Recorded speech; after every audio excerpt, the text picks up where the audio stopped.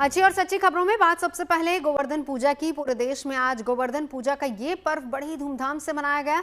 भगवान श्री कृष्ण और गोवर्धन पर्वत को समर्पित ये पूजा न सिर्फ घर घर की गई बल्कि मंदिरों में भी गोवर्धन पूजा की रौनक देखते ही बनी। खासतौर पर पूरे ब्रज मंडल में गोवर्धन पूजा और अन्नकूट महोत्सव का उत्साह देखा गया। इस मौके पर परंपरा के मुताबिक भगवान कृष्ण को एक से बढ़कर एक 56 भोग अर्पित किए गए।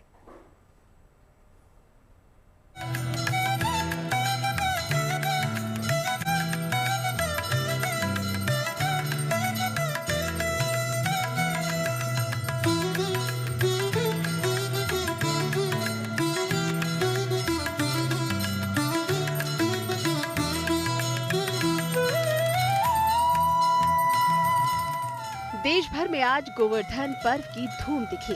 भगवान श्री कृष्ण द्वारा गोवर्धन पर्वत उठाने की लीला की स्मृति में ये पर्व मनाया जाता है। गोवर्धन पूजा को अन्नकूट पूजा भी कहा जाता है। इसमें गोवर्धन पर्वत को प्रकृति के प्रतीक के रूप में पूजा जाता है। देश के अलग अलग हिस्सों में श्रद्धालुओं ने पूरे उत्साह और उमंग के साथ गोवर्धन महाराज की पूजा की और सुख समृद्धि का आशीर्वाद लिया। हर जगह की भव्यता और दिव्यता अपने आप में अलग थी। श्री कृष्ण जन्मभूमि और गोवर्धन पर्वत के आसपास सुबह से ही भक्तों का तांता लगा रहा। यहाँ दिन भर भजन कीर्तन गूंजते रहे। गोवर्धन महाराज की जय जयकार से पूरा ब्रज मंडल भक्ति रस में सराबोर दिखा। गिरिराज नगरी में गोवर्धन पूर्व पर आस्था का सागर उमड़ पड़ा। लाखों श्रद्धालुओं ने गिरिराज पर्वत की परिक्रमा और पूजा अर्चना की। मंदिरों में आस्था के दीप जले और अन्नकूट भोग लगाकर मनौती मांगी गई। गोवर्धन पूजा पर भक्ति और श्रद्धा की तस्वीरों ने सभी को अभिभूत कर दिया। इस मौके पर शोभा यात्रा भी निकाली गई। आज गोवर्धन पूजा मनाई जा रही है और सभी जगह भगवान गोवर्धन नाथ की पूजा की जा रही है। अगर ब्रज की बात करें तो ब्रज में बड़ी अनोखी और अद्भुत परंपरा है, क्योंकि भगवान श्री कृष्ण का जो बाल्यकाल था वो पूरा ब्रज में बीता। तो ठाकुर जी छोटे हैं यहाँ पर और छोटे बच्चे का विशेष ध्यान रखा जाता है, विशेष प्रेम किया जाता है। तो इसलिए ठाकुर जी को सात बार ठाकुर जी को भोग लगाया जाता है। अष्टयाम ठाकुर जी को भोग लगाया जाता है, भगवान को प्रसाद रखा जाता है। तो ऐसे करके भगवान का जो 56 भोग है वो ठाकुर जी को आज लगाया जाएगा, उनको परोसा जाएगा। और तमाम जो श्रद्धालु हैं वो यहाँ पर अपनी बारी की प्रतीक्षा कर रहे हैं कि अंदर जाएं। जो प्रसाद रखा हुआ है वो इनको सबको मिलेगा। उसके बाद ये अपने सर पर उन डलियाओं को रखेंगे और फिर यहाँ से देखिए इस तरह ये श्रद्धालुओं को 56 भोग की जो डलियाँ हैं वो वितरित हो रही है। अब ये यहाँ से लेके जाएंगे और गोवर्धन नाथ का जो पर्वत है वहाँ पर ये सभी श्रद्धालु एक शोभा यात्रा के तहत नाचते गाते हुए, ढोल बजाते हुए, मृदंग बजाते हुए, तो सभी जो महिला श्रद्धालु हैं, पुरुष श्रद्धालु हैं, यहाँ से यात्रा निकलेगी भव्य और दिव्य और गोवर्धन पर्वत पर पहुँचेगी। वहाँ जाकर भगवान गोवर्धन नाथ की पूजा अर्चना होगी। उसके बाद उन्हें प्रसाद लगाया जाएगा और उसके बाद गोवर्धन पूजा मनाई जाएगी। गोवर्धन पर्व पर कृष्ण मंदिरों की शानदार सजावट भी की गई। दिल्ली के अक्षरधाम मंदिर को फूलों और लाइट से सजाया गया तो मंदिर परिसर में एक भव्य गोवर्धन की आकृति तैयार की गई और उसकी पूजा की गई।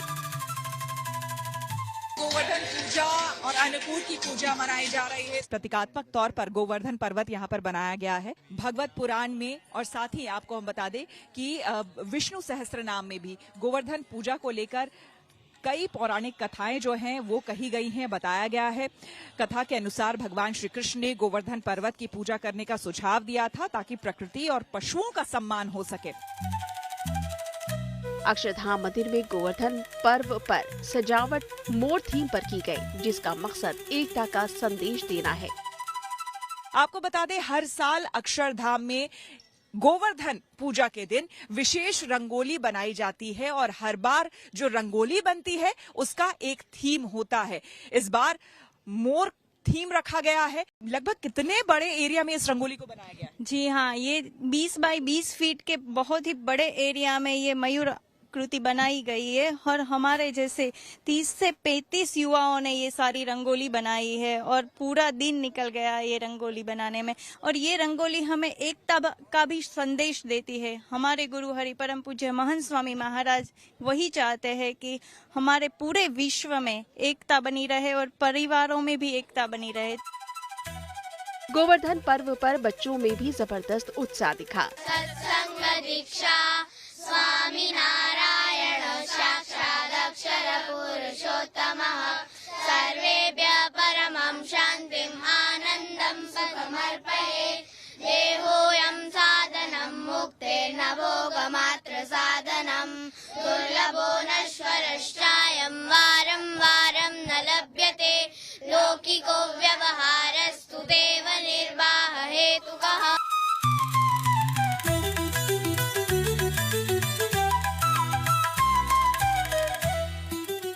अन्नकूट का दर्शन हम सीधे आपको करवा रहे हैं। देखिए स्वामीनारायण मंदिर अक्षरधाम से, जहां पर आप देख सकते हैं 1232 प्रकार के व्यंजन भगवान को भोग के तौर पर यहाँ लगाए गए हैं। हम देख रहे हैं कि भोग लगाने का जो तरीका है वो भी बहुत कायदे और करीने से किया जाता है। जैसे ऐसा नहीं है कि इधर की बस खाली भगवान के सामने रख दिया, नहीं, प्रॉपर इधर आप देख सकते हो जैसे हम खाते हैं वैसे कैसे हमें थाली में हर चीज एक एक चीजें चाहिए, तो भगवान के सामने हर चीज मिट्टी के बर्तन में प्रॉपर एक तरीके से सजावट करके पूरा भगवान के सामने अर्पण किया है। सबसे पहले आप देख सकते हो पहले मिठाइयाँ है, सबसे पहले भगवान का मुंह मीठा किया जाता है। उसके बाद है आप नीचे देख सकते हो अलग अलग प्रकार के नमकीन है, फिर भगवान के सामने केक अर्पण किए हैं, भगवान के सामने जूस है, अलग अलग टाइप की मिठाइयाँ है, फरसान है, अलग अलग चीजें। लास्ट में आप देख सकते हो कि भगवान को मुखवास, जैसे खाने के बाद हम मुखवास खाते हैं तो भगवान को मुखवास भी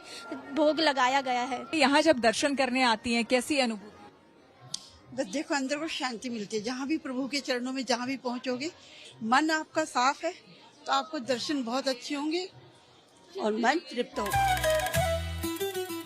गुजरात में आज से नया साल शुरू हो गया है। आज अन्नकूट के मौके पर अंबाजी मंदिर को रंग बिरंगे फूलों से सजाया गया। नए साल के पहले दिन माता जी को अन्नकूट का भोग लगाया गया। माता जी को सोने की थाली में राजभोग परोसा गया। नए साल के पहले दिन अंबाजी मंदिर में सुबह, दोपहर और शाम को आरती की गई। अन्नकूट आरती में भक्तों की भारी भीड़ दिखी। नए साल पर एक भक्त ने 100 ग्राम सोना भेंट किया, जिसकी कीमत करीब 13 लाख रुपए है। आज से नए साल की शुरुआत हो रही है, इसीलिए माताजी अंबाजी मंदिर के अंदर बहुत श्रद्धालु लोग और माई भक्त माताजी का आशीर्वाद लेने के लिए आए हैं।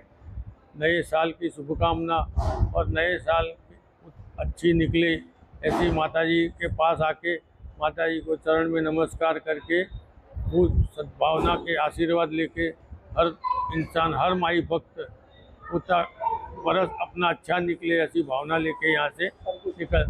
और दोपहर में माताजी को 12 बजे अन्नकूट लगता है 56 भोग, उसका भी दर्शन माई भक्त लोग करके धन्यता अनुभवते हैं। गुजरात के राजकोट के बाप्स मंदिर में भी गोवर्धन पर्व की धूम देखी गई। मंदिर में दिन भर श्रद्धालुओं का तांता लगा रहा। गोवर्धन पूजा के मौके पर भगवान श्री कृष्ण को 56 भोग लगाए गए।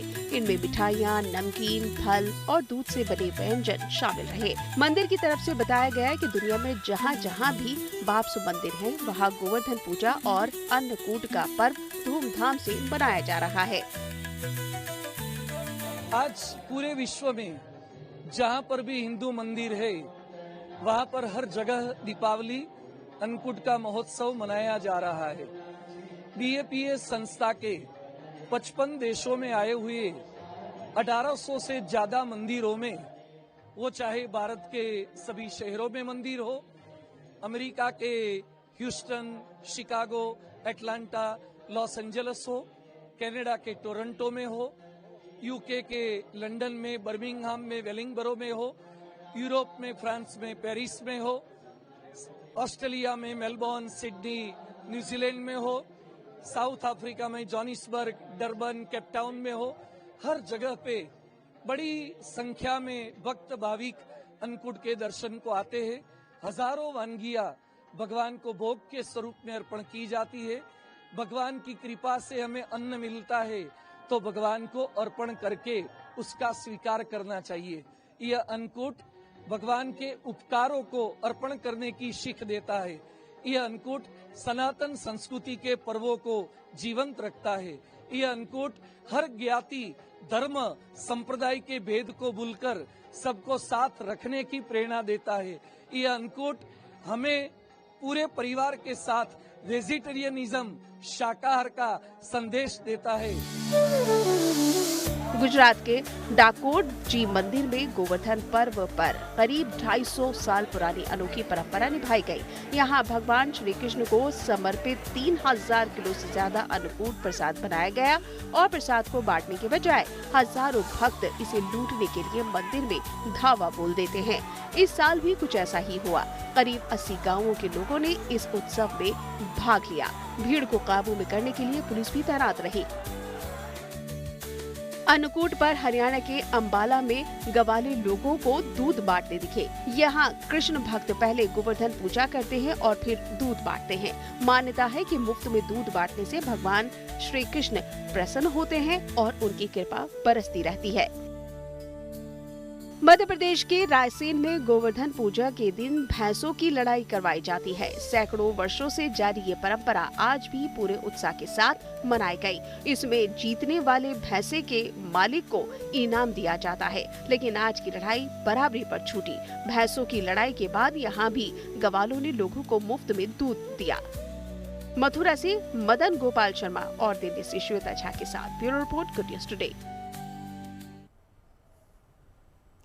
और अगली अच्छी खबर मध्य प्रदेश के इंदौर से है, जहां महू तहसील के गौतमपुरा गांव में हिंगोट युद्ध की सदियों पुरानी परंपरा उत्साह के साथ निभाई गई। करीब 200 साल पुरानी इस परंपरा के तहत मैदान में तुर्रा और कलंगी दलों ने एक दूसरे पर जलते हुए हिंगोट फेंके। इस हिंगोट युद्ध परंपरा की खासियत ये है कि इसमें काफ़ी जोखिम है, बावजूद इसके लोग बढ़ चढ़कर इसमें हिस्सा लेते हैं। दीपावली के दूसरे दिन निभाई जाने वाली इस परंपरा को साहस गौरव का प्रतीक माना जाता है, जिसे देखने के लिए हर साल हजारों की संख्या में लोग यहाँ पर पहुँचते हैं।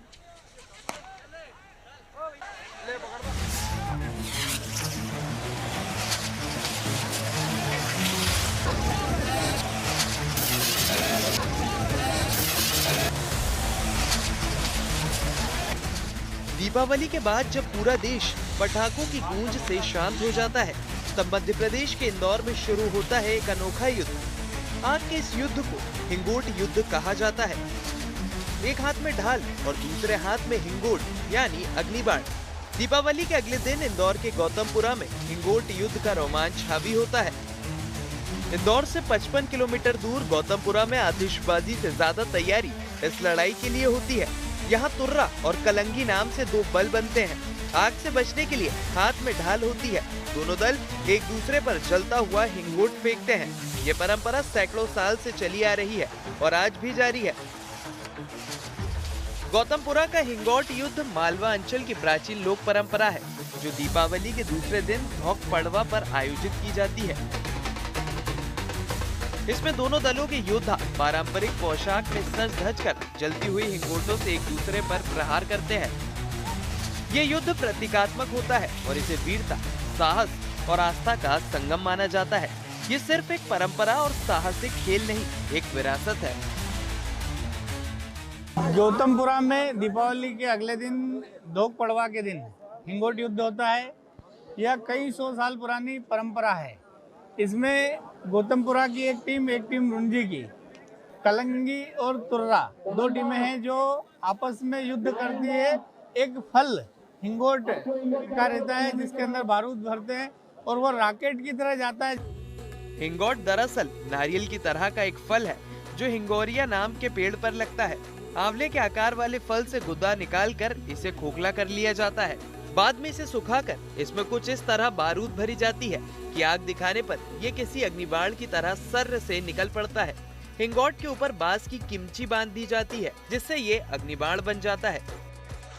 मंगलवार को गौतमपुरा में परंपरागत हिंगोट युद्ध का आयोजन हर्षोल्लास के साथ संपन्न हुआ। हर साल की तरह इस बार भी गौतमपुरा का मैदान दर्शकों से खचाखच भरा रहा। सूर्यास्त के बाद शुरू हुए युद्ध ने रात तक रोमांच का माहौल बनाए रखा। जैसे पहले युद्ध होते थे और जिस तरह तीर चलते थे वैसे हिंगोट चलता है, और जो झोला रहता है हर व्यक्ति के पास में, उस झोले को नष्ट करना यह इनका युद्ध में विजयी प्राप्ति का सिंबल रहता है। जिसके ज्यादा झोले नष्ट होते हैं वह टीम हारती है, और जो ज्यादा झोले नष्ट करता है वह टीम जीतती है। मैदान में एक और तुर्रा दल तो दूसरी ओर कलंगी दल के योद्धाओं ने परंपरागत परिधान में हिंगोटों के साथ युद्ध में हिस्सा लिया। पूरा वातावरण देव नारायण भगवान के जय घोष से गूंज उठा। अंत में दोनों बलों के योद्धाओं ने एक दूसरे को गले लगाकर इस पारंपरिक युद्ध में हिस्सा लेने की खुशी का इजहार किया। हिंगोट युद्ध को लेकर प्रशासन ने सुरक्षा के व्यापक प्रबंध किए। दर्शकों के लिए सुरक्षा जालियां लगवाई गई। दमकल वाहन मौके पर मौजूद रहे। मौके पर डॉक्टरों और स्वास्थ्य कर्मियों की टीम लगातार मुस्तैद रही। भीड़ प्रबंधन के लिए विशेष इंतजाम किए गए थे। इस तरह प्रशासन की कड़ी निगरानी में हिंगोट युद्ध संपन्न हुआ। सालों से चला आ रहा है ये। इसके लिए पुलिस ने पर्याप्त बैरिकेडिंग की व्यवस्था की थी। गैंगवे बनाए गए थे ताकि लोग जो हैं वो युद्ध मैदान में ना आ सकें, और काफी हद तक पुलिस के प्रयास सफल भी रहे हैं। क्षेत्र में 4 टीम बनाई थी हमने, और अलग अलग मार्गों में, जैसा कि आपने देखा कि अलग अलग मार्गों में अलग अलग टीम थी, अलग अलग एम्बुलेंस थी हर मार्ग पे। इस जगह पे 4 एम्बुलेंस और 4 टीमें थी।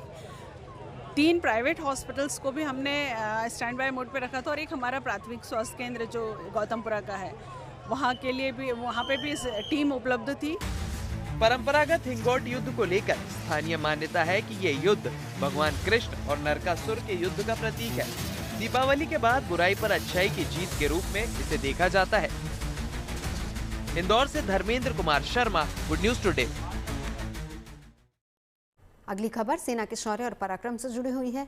इन दिनों भारतीय सेना और ऑस्ट्रेलियाई सेना के बीच संयुक्त सैन्य अभ्यास ऑस्ट्रेलिया में चल रहा है, जिसका नाम ऑस्ट्रा हिंद 2025 है। 13 से 26 अक्टूबर तक चलने वाले इस युद्धाभ्यास में भारतीय सेना के 120 जवानों और अधिकारियों वाली टुकड़ी भाग ले रही है, जिसकी अगुवाई गोरखा राइफल्स की एक बटालियन कर रही है। और इस अभ्यास का मकसद दोनों सेनाओं के बीच आपसी सहयोग को बढ़ाना और साझा सुरक्षा चुनौतियों से निपटने की क्षमता को मजबूत करना है।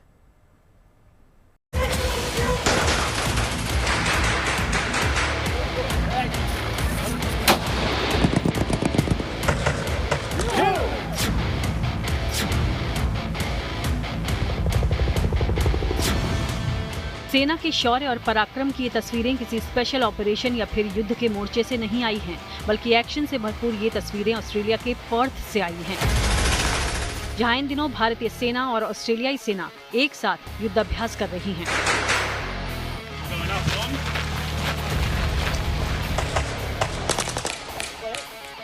इस युद्धाभ्यास का नाम ऑस्ट्रा हिंद है, जिसका चौथा एडिशन इस साल ऑस्ट्रेलिया में आयोजित किया गया है।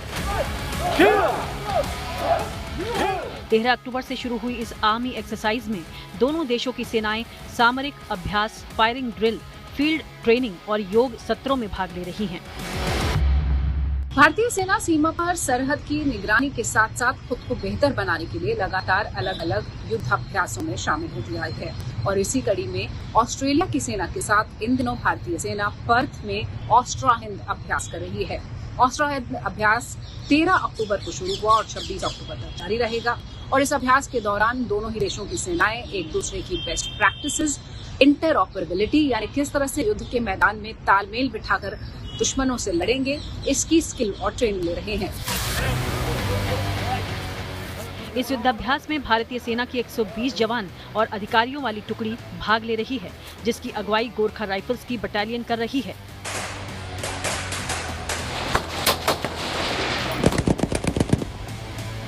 भारतीय सेना के अनुसार इस युद्धाभ्यास का उद्देश्य दोनों सेनाओं के दरमियान आपसी सहयोग बढ़ाना और साझा सुरक्षा चुनौतियों से निपटने की क्षमता को और मजबूती देना है।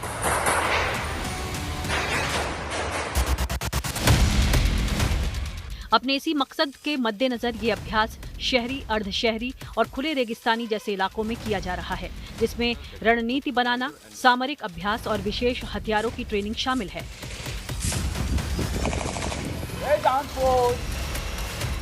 खासकर ऐसे इलाकों में एंटी टेररिज्म ऑपरेशन के लिए दोनों देशों के जवान खुद को हर चुनौती से निपटने के लिए तैयार कर रहे हैं।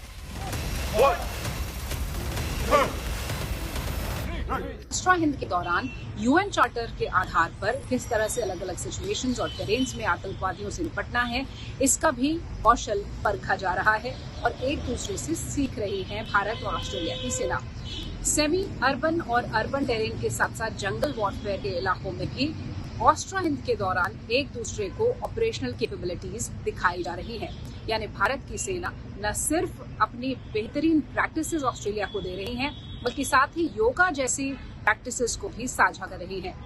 युद्ध कौशल को बढ़ाने के साथ साथ ऑस्ट्रेलिया की सेना के साथ ऑस्ट्रा हिंद के दौरान भारतीय सैनिक कुछ खास बॉन्ड भी बना रहे हैं और इसे ही कहा जाता है डिफेंस डिप्लोमेसी की। दोनों सेनाएं एक दूसरे को समझने की कोशिश कर रही हैं। कैसे हमने जॉइंट जो आतंकवाद के खिलाफ लड़ाई लड़नी है, उनके खिलाफ कोई ऑपरेशन होना है, वो टैक्टिकल लेवल पर कैसे लड़ाई लड़नी। ये एक्सरसाइज जो है वो कंपनी कमांडर लेवल पे, कंपनी लेवल पर है। तकरीबन 120 भारत की सेना के जवान, जिसमें और भी दस्ते शामिल हैं, छोटे छोटे डिटैचमेंट, वो भी शामिल हैं, वो गए हैं। और एक तो ये दूसरी बात जो कर रहे हैं वो ये है कि यूएन के नीचे अगर मिलके ऑपरेशन करना है या शांति बहाल करने का करना है तो वो किस प्रकार से करेंगे। एक दूसरे को समझना, उनकी टैक्टिक्स को समझना, नॉलेज शेयर करना, एक उनकी टेक्नोलॉजी का एक्सचेंज करना, तो ये बहुत ही महत्वपूर्ण है। जहाँ दोनों सेनाओं के लिए ही ये अच्छा है कि दोनों सेनाएं एक दूसरे से कुछ सीख सकती हैं, कुछ बेहतर इम्प्रूव कर सकती हैं। जैसे जैसे ये युद्धाभ्यास आगे बढ़ रहा है, दोनों देश के सैनिक एक दूसरे से युद्ध कौशल का अनुभव साझा कर रहे हैं, जिससे उनकी आपसी समझ मजबूत हो रही है। इसके अलावा इस युद्धाभ्यास के दौरान दोनों सेनाएं सांस्कृतिक समझ बनाने और सौहार्द बढ़ाने पर भी खास जोर दे रही हैं, जिससे न सिर्फ भारत और ऑस्ट्रेलिया की सेनाओं के बीच मित्रता, सहयोग और जॉइंट ऑपरेशनल कैपेबिलिटी मजबूत होगी, बल्कि दोनों देश भविष्य के मिशन के लिए और ज्यादा तैयार होंगे।